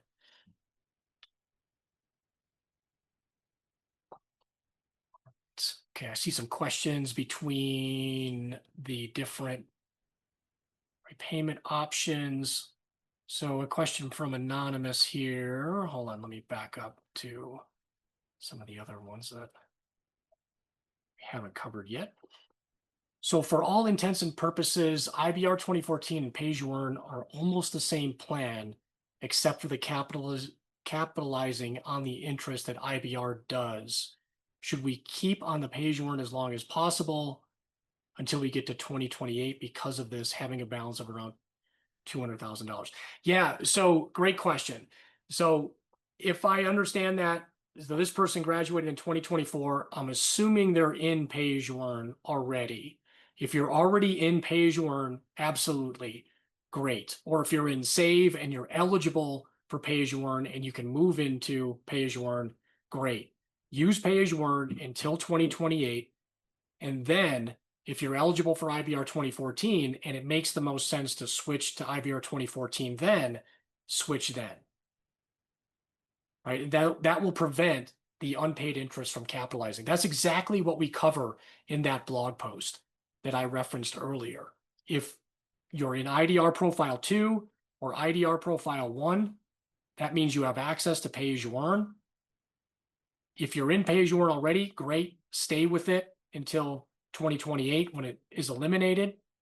Or when RAP becomes available, if for some reason it makes sense for you to switch to RAP at that point, then switch then, right? But we want to make sure we're limiting the unpaid interest capitalization where possible. If your loans are already in IBR, like I illustrated from that other case, that new grad who has already selected IBR, don't switch, right? Because that's what's going to trigger the unpaid interest capitalization, right? It would have been better in hindsight if we could have got your loans into pay-as-you-earn first, but since you're in IBR 2014 now, just sit tight there, right?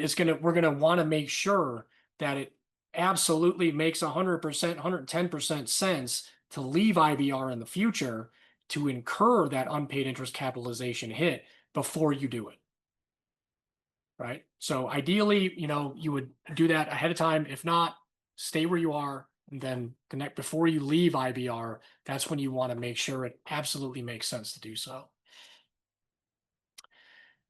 Keenan asks, any chance pay-as-you-earn will stick around past July 2028? Possibly, right? I'm going to give that probability really, really, really low right now, right? Less than 1%. Can it? Sure, right? I mean, when it's getting eliminated, right? As we saw here, elections matter, right? Those who are in charge get to write the rules, right?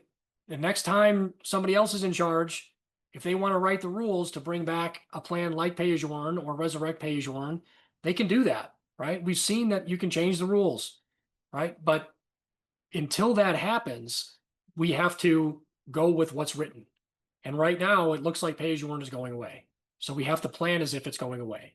If it comes back in the future, that would be wonderful, right? But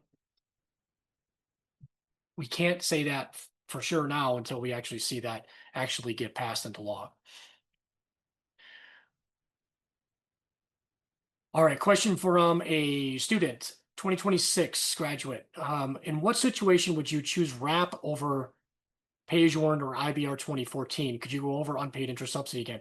Yeah, so the situation that is most obvious for a new grad is an internship or residency pathway, right? When your income is low, your payment is going to be low, which means you're not going to be covering the interest, which means you would prefer to have the unpaid interest subsidy preventing your balance from growing.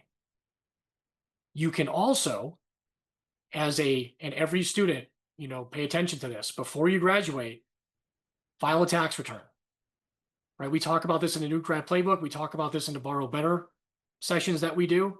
If you're graduating in 2026, file that 2025 tax return before April 15th of 2026. It's probably going to show a very low number. You can get a very low payment using RAP. The minimum monthly payment on RAP is $10, no matter what your income is.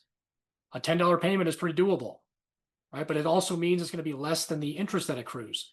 The Department of Education will cover all of that interest. So if you filed a tax return before you graduated, no matter what your income is after graduation, you could choose to start with RAP, have a $10 a month payment, jumpstart your overall financial wellness. The Department of Education covers all of your interest. When your income starts to increase, then you can think about switching out of RAP and maybe into IBR 2014 to get that forgiveness at 20 years. So you can use RAP strategically in the early stages when your income is lower or you have a tax return on file that would help you document a low payment to benefit from that unpaid interest subsidy, jumpstart your overall financial wellness, and decrease the total amount you pay towards your student loans. Right? So that's why you would want to consider using RAP as a new grad, or while your income is otherwise lower and particularly generates a payment that is less than the interest that accrues. So for the 2026 class, we're going to talk about that when we do the new grad playbook. We typically do the new grad playbook around April, May-ish. So look forward to that, right? And by that time, we should have a little bit more of the rules and regulations around RAP established and maybe even know when it's going to start. It's supposed to come online by at least July 1st of 2026, but it could happen sooner too. So come to that new grad playbook, and then we'll have more information exactly on those kinds of strategies. All right. I see some more questions here. Looking for some ones. Okay, here's a good question for somebody who recently graduated. So I'm guessing Susanna graduated in August, probably from Arizona. Right, my class graduated in August of this year, and we are still in the grace period until March. Should I consider consolidating my loans before that period ends? Yeah, probably not, right? So I have this, let me cover that under the consolidation caution, right? So consolidation used to be a no-brainer. Now it has to be done with extreme caution. So consolidation is another one of those capitalization triggers. If you have all direct loans and you just graduated in August, there's not a really compelling reason for you to consolidate your loans. It's not going to change the plans that you're eligible to use. You probably are in IDR profile 1, which means you can choose to use, in your case, I would choose to use pay as you earn because RAP isn't going to be available yet. You can get a low monthly payment, particularly if you filed a tax return in your graduation year here, if you had a 2024 tax return on file, or when you do file your tax return for 2025 because you graduated in August, it's probably going to show a very low number. Right? So you can get a very low payment using pay as you earn as a bridge to potentially getting you to RAP which can then cover your unpaid interest for the next 12 months after that. Consolidation is not going to help you. Now, if you do have a health profession student loan, right, you may want to consider consolidating just that loan, and you want to make sure you get that loan consolidated before July 1st of 2026. This is going to be the trap that the most recent 2020 and 2026 graduates are going to have to try to avoid, right? So Susanna, who graduated in August of 2025, is still eligible for the new version of IVR.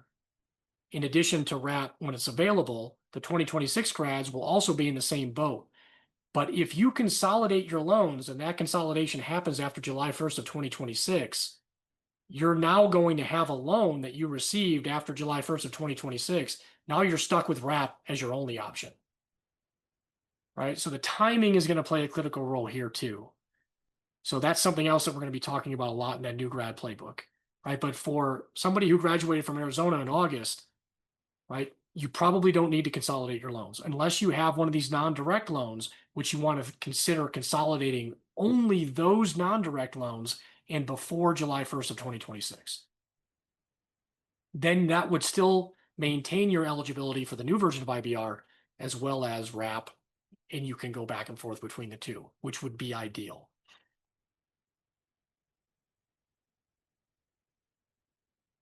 All right, I'm going to go down to this anonymous question about ProSal. With ProSal, is it still possible to not link your tax return and only submit recent pay stubs of base salary as production is variable year to year? Absolutely. So I am never going to allow them to automatically take my tax return information and use it to calculate my payment. One, I just don't like the idea of it. Two, they constantly make mistakes. And three, as you pointed out, there are often better ways for me to document my income that will result in a more favorable payment. If you're paid on ProSal, that is one of those reasons, right? You want to have more control over the income information that you choose to use. If it still makes sense for you to use a recent tax return, then you can still provide that, right? But this system is so buggy, so buggy. Maybe it'll get better in the coming years here as they implement the changes, but it's probably going to get worse before it gets better, right? It has received a major facelift overhaul in the last several years, and that's going to be an ongoing process for the next several years. I really don't think the automated option is going to work all that well. Maybe I'll be proven wrong, and then I'll consider using it. But until then, I would not rely on that. Not only for the reasons that you mentioned, but just because it's probably not a good idea for having them calculate the most favorable payment for you. Right. So I'm going to, yes, it's more of a burden. Once a year, I'm going to have to make sure that I sit down and look at the income information that I have and what that resulting payment should be. But you probably should be doing that anyway, right? You do not want to set this stuff on autopilot. It's just not working very well right now. All right, a couple of other questions I see here. Mostly okay. I'm gonna focus first on the kind of in repayment questions. Does working relief shifts change the monthly payment? It's very inconsistent, but still income. Yeah, again, you can choose whether or not you provide that income information if it's consistent enough. So if you bypass the tax return option and use what's called the alternative documentation of income, you provide income information that's no more than 90 days old, right? If that 90 days represents a series of relief shifts that you did that you anticipate doing regularly, then include it. If that was a one-time thing that you did and you don't see that happening again for the next 12 months, then don't include it, right? If you use your tax return, then that tax year that you did that work will reflect that income, right? So they're going to get you one way or another, right? Either that's going to show up on a tax return that you use for future income documentation, right? Or you're going to be doing that regularly enough where you consider it as regular part of your income and that you would document as part of your income information, right? They're not trying to get it to the penny, but they're trying to get an accurate representation of your recent income. And that seems reasonable. One-off shifts that you do here or there, probably not, critical to include in that income information, unless it's regular income that happened to fall in that 90-day window when you provide that income information. All right, so let me back up out of the consolidation thing There is here. a question here from somebody that's in save and set to recertify December of 2027 and Okay. had a question about, are we accruing interest now until then? Would it benefit me to go ahead and apply for IBR 2009 so I'm not adding more interest to the total? Um, and get started with the loan forgiveness timeline or start contributing to the forgiveness savings account? So a couple of things there. So and it would be helpful to know it. I think I heard that you said that your loans are in the save forbearance now. And if that's the That's been case, listed, yes. if your loans are in the save forbearance now, there is no recertification date, right? It may show one, right, but it doesn't mean anything, right? Because if your loans are in save, they're technically in forbearance, and forbearances don't have recertification dates, or they don't have anniversary dates. Now the save forbearance is a little weird. It's going to show a date there, but it doesn't mean that you have to recertify by then, right? You can choose to remain in the save forbearance until they eliminate it in July of 2028, or until they eliminate it sooner or kick everybody out sooner, right? But they haven't kicked everybody out yet, right? So you can keep your loans in the save forbearance for as long as you want up until it's eliminated on July 1st of 2028, right? But it is accruing interest, and you're not receiving any forgiveness credit for that. If you can get a reasonable monthly payment using another income driven plan, right, then do it, right? There's nothing wrong with leaving. And here's where I'm saying that on this one now, right? So save forbearance, switch if you can get a reasonable payment using pay as you earn or IBR, right? Or you can sit still, right? And if you've got other areas of your financial wellness that could benefit from not having a payment, then take advantage of it, right? Shore up your budget, max out your retirement contributions, boost your emergency fund, save for the down payment on a home or home repair, save for a practice buy-in or starting your own practice, those sorts of things, right? If you have an opportunity to boost your financial wellness, and particularly things that might help increase your overall financial wealth in the long run by foregoing payments on your student loans right now while you're in that save forbearance, take advantage of it, right? But make sure you're penciling in your budget what that payment's going to be when you do apply so it doesn't blow up your budget, right? So you don't have to run out of the safe forbearance, but do some budgeting, right? Figure out what that payment might be. If it fits in your budget, great. But if you have other areas that could benefit from, payments or not having a student loan payment right now, then take advantage of it.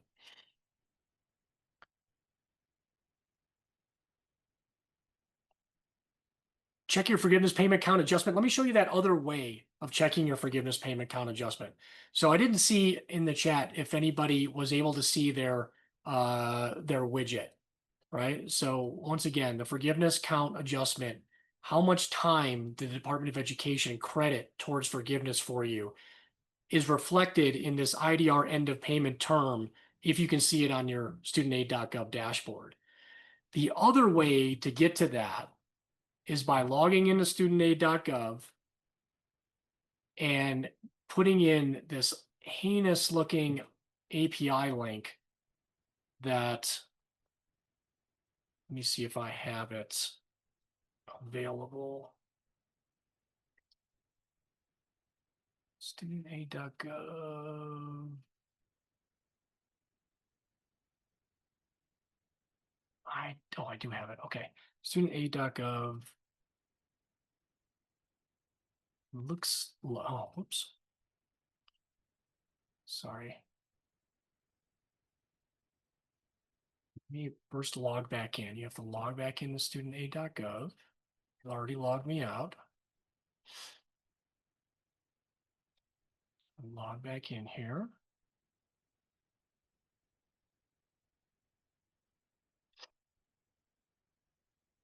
And we ask for this all the time on the message board. So I'm just going to kind of preempt it and do it for you here.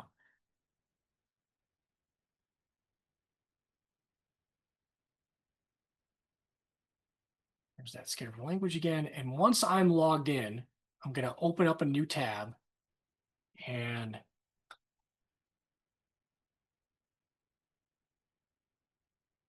this is it. So here is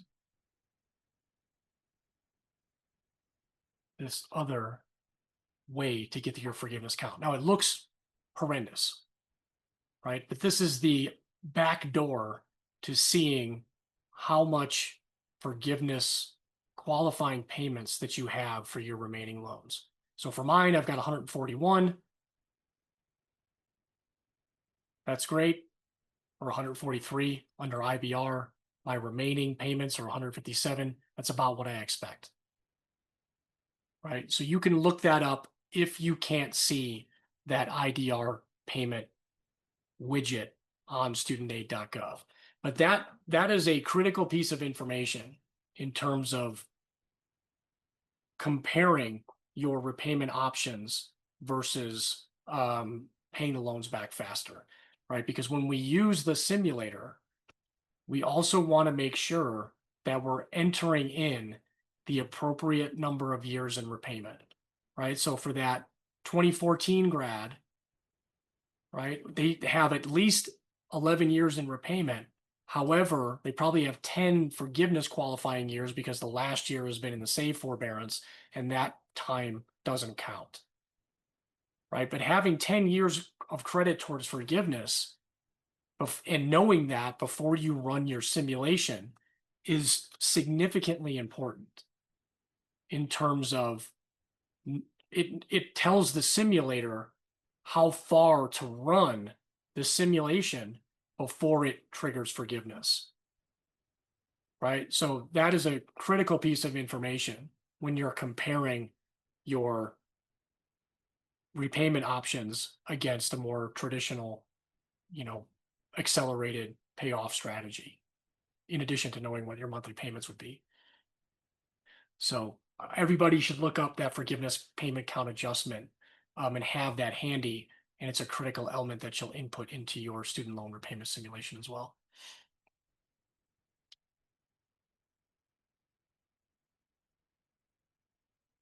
All right. Oh, and I think my link that I posted, I always screw that up. I didn't post it to everyone. I just posted it to the panelists. So there it is. Okay, great.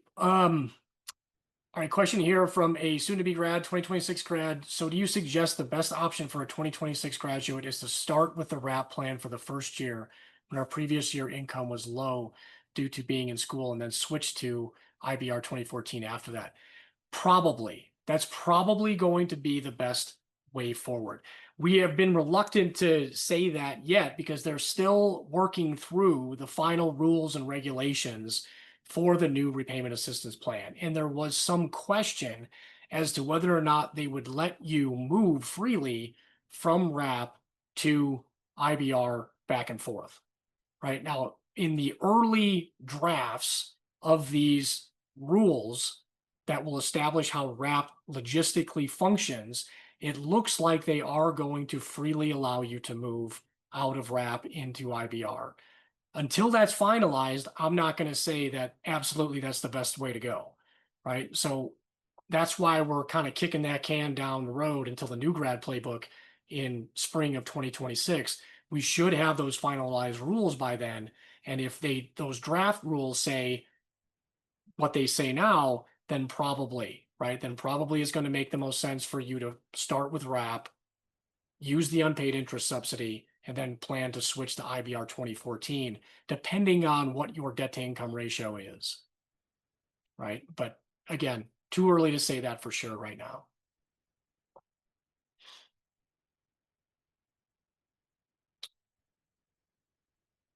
All right. Any other questions? We're almost at the 2-hour mark here. Anything that I didn't cover that you were hoping we would cover?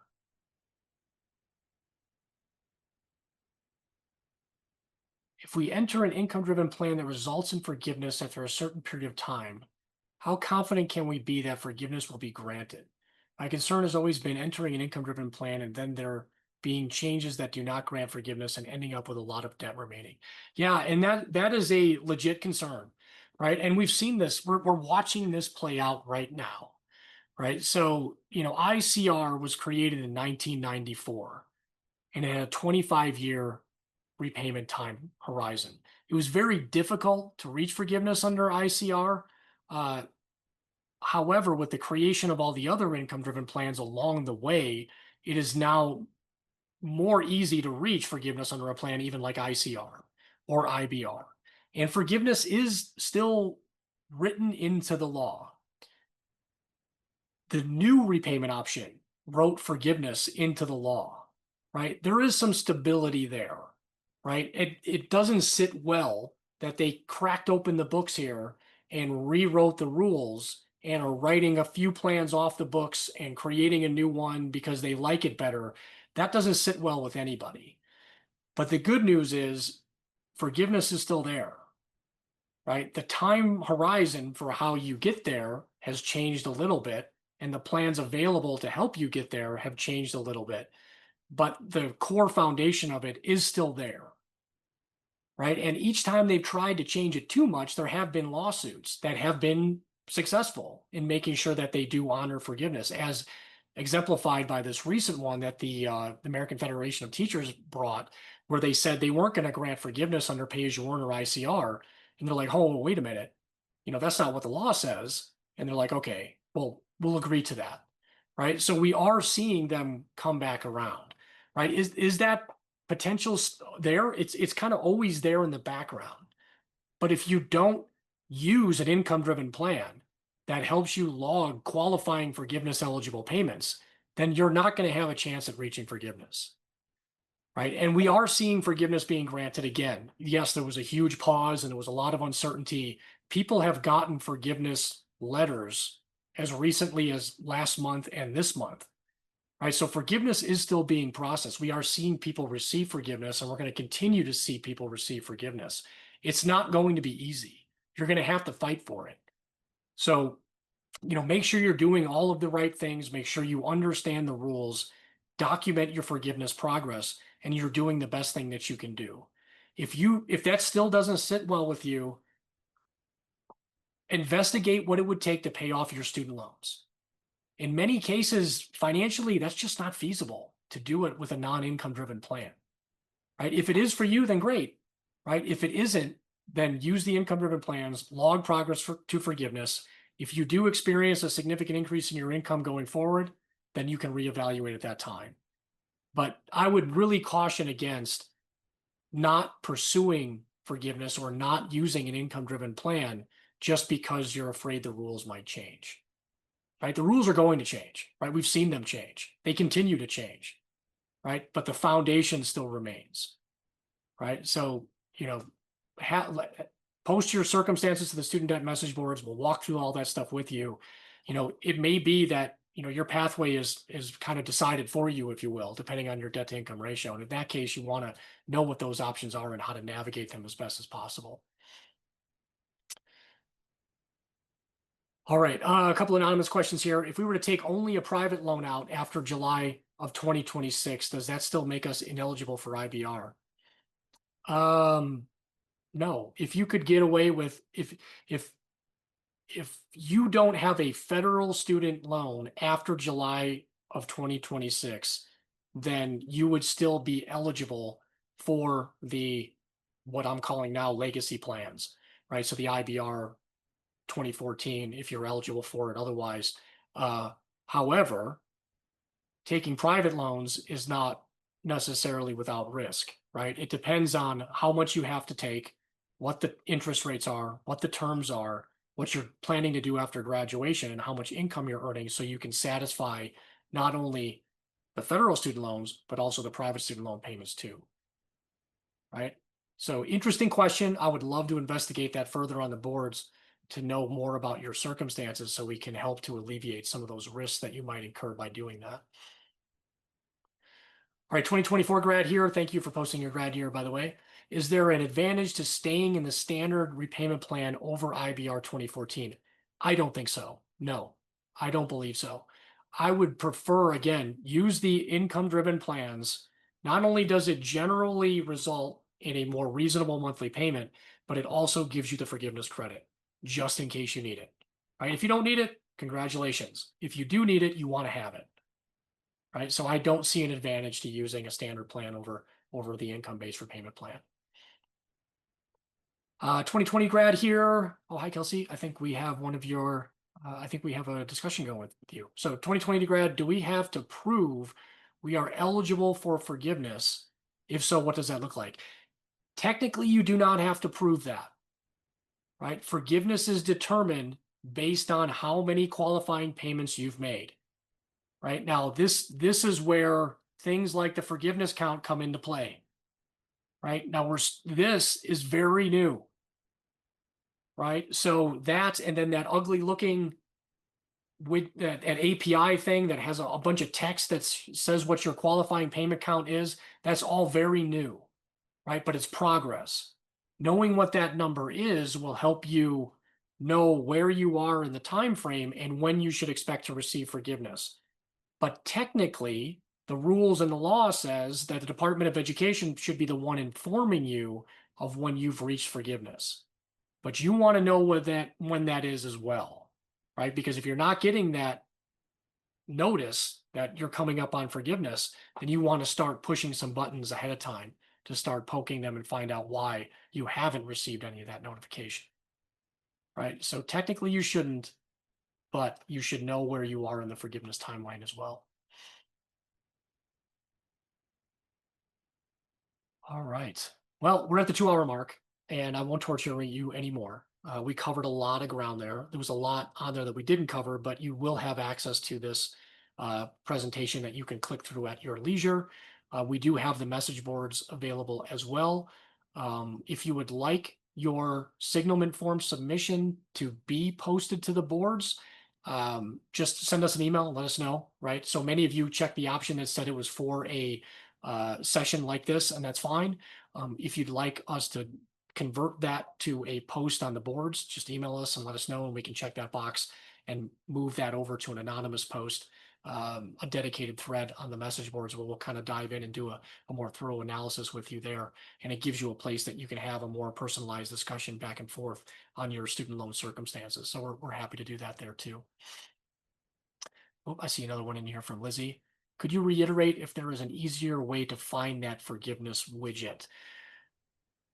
So the easiest way is to log in to studentaid.gov on your dashboard, scroll down, see if you see this IDR end of payment widget here. If you don't, then you're stuck with logging in on studentaid.gov. Let's see if it still has me logged in. Oh, no, I'm expired.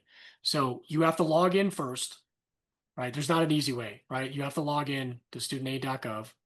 Right? It's going to make me go through this verification thing again.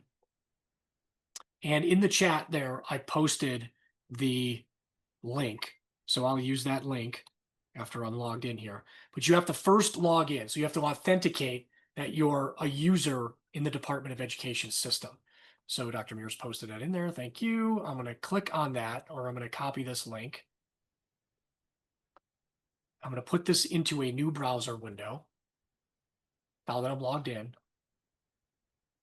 Right, and that's going to show this ugly looking data, right? So for every loan that you have remaining, I only have consolidated loans left. So it's divided up into 2 blocks, right? But buried in this gobbledygook is the qualifying forgiveness payment count that you have and the remaining forgiveness time that you have to reach forgiveness.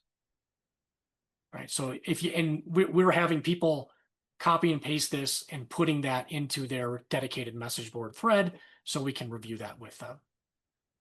So here, maybe we even have Dr. Bartels and I are quickly becoming gobbledygook experts. Yeah, gobbledygook. And I'm looking, this is why this is so encouraging, right? The only reason we have to look at the gobbledygook is because they took this down for pretty much everybody, but it looks like they're starting to put it back up. And when they have that back up for everybody, we have a Chrome extension, a browser extension that will just go into your account and grab your forgiveness data and then we can see it on the back end. And that's going to be a lot easier, right? But until we can get back to that place again, we have to go the gobbledygook route, right? And I don't know if I have an easy gobbledygook example in here, but probably in this one that has a lot of posts in it. I'm guessing there's some in here, but you'll see that data throughout, posted throughout the message boards. So That was actually the example that I was thinking of because when they pasted it into the message board discussion, they pasted it via table, and yeah, that helped lay it out the best way that I've seen it. yeah, this is one of the best ways I've seen it laid out. And we can see here forgiveness remaining payments 24, so 2 years. They have 2 years of payments remaining until they reach forgiveness, which is great for this person, right? So helping them get, closer to that finish line and which repayment option is going to work best is kind of what that discussion is all about. But you guys are all welcome to read these too. I mean, there's thousands of these in here, right? That's where all of this information comes from, right? So we learn from helping you, and then we, aggregate all that information back and present it to you as kind of the good, bad, and the ugly, and best practices for navigating student loan repayment. So take advantage of all of that information that's in there. And if you want to, participate and receive that personalized analysis, this is where it's happening. All right. Well, thank you, everyone. Thank you, Dr. Mears, for facilitating. Thank you again to Mission Pet Health for helping to put this on and get the word out. And thanks to all of you that attended and stuck it out for the 2 hours. Please feel free to reach out if you need any help going forward, and we look forward to helping any and everyone who needs help going forward. And just a final reminder, we will email out recording, Dr. Bartel's Prezi with all the links, the CE information for those of you that are veterinarians. And so all of that will be coming. Give us to the end of the week so we can get it all squared away for you. But that should be in your inbox by the end of this week. Excellent. Well, thanks, everyone. Have a good night.